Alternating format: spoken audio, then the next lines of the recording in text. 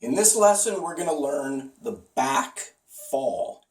So here once again, I really wanted to do these techniques indoors, but I don't have crash mats, and I don't think my floor is going to withstand the impact of me landing on it over and over again. I've got some pretty thin floors in my house. So when I did these techniques originally, I did them outside, I did them on the grass. Even that is not ideal. It's better than nothing, but grass does not absorb your impact anywhere near as well as a crash mat does.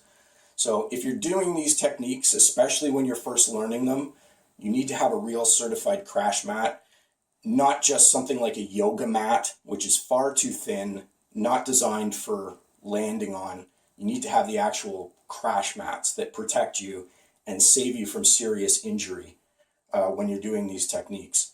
So back fall, you're going to start from a standing position, and what you're going to do is you're going to lower yourself down, fall backwards, and you're going to take the first impact on your butt, and then you're going to go backwards onto your back, slap both arms down on the ground, or both hands down on the ground, and forearms, and then you're going to allow your legs to lift up into the air, and that is the finishing position, keeping your head tucked in, looking at the knot in your belt. So making sure you don't want your head to slam back and hit the ground behind you.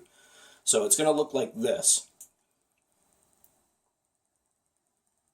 And there you can see the finishing position. So you allow your legs to come up in the finish, and you can see the arms are out about 45 degrees.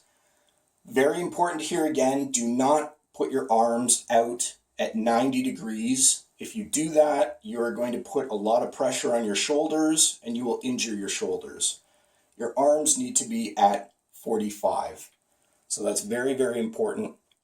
So looking here again, you can see I lower myself down and it's butt hits first and then onto the back. And the arms stop my momentum. Looking at this from the side, here you can see it, and there it is. So your butt touches first. This is basically simulating a scenario where somebody has pushed you and you're falling backwards. So somebody has shoved you hard enough that you're going down. You know you're going to hit the ground, right? You can't save it. You're falling backwards. You're going to take it butt first and then slam the arms down. Keep the head tucked in and allow your legs to lift up. And this will bring you to a safe stop when you come down. So here looking again.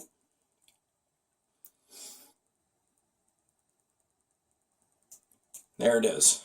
And again, arms out 45, chin tucked. You don't have to raise the legs any higher than that. I see some people raising them almost up over their head. This is plenty at this point for back falling. The more advanced version of this technique is you simply throw yourself backward and then you land back without ever touching your butt on the ground first. But what this technique does is it simulates, again, a throw or a leg sweep or a shove, something where you are going down and you know you're going down on your back, but you want to do it safely. So you want to avoid injury or minimize injury. And back falling, this is how you do it. So one last time, starting with your hands, making an X, then drop yourself down and slam the hands and forearms down on the ground as you go back. And that is the back fall. And again, don't do these techniques, especially when you're first starting out, don't do these techniques without crash mats. It's very, very easy to get injured. Always start off slow and light initially. You can build yourself up to the more advanced versions of these and fall directly down as you get more proficient with it. And if you're practicing outside on grass, again, be very careful because grass is a very unpredictable surface. It can be soft, it can be almost rock hard at times. It can be soft in one spot and rock hard in another spot. Sometimes you just don't know what you're getting. So it's not ideal, but practicing outdoors on grass is better than nothing. If, like me, you don't have the crash mats to actually use and can't do it indoors. But that is the back fall.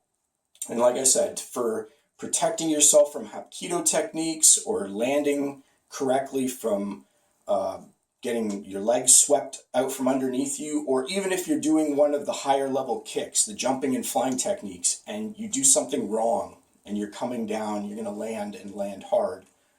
This is how you can land and land safely.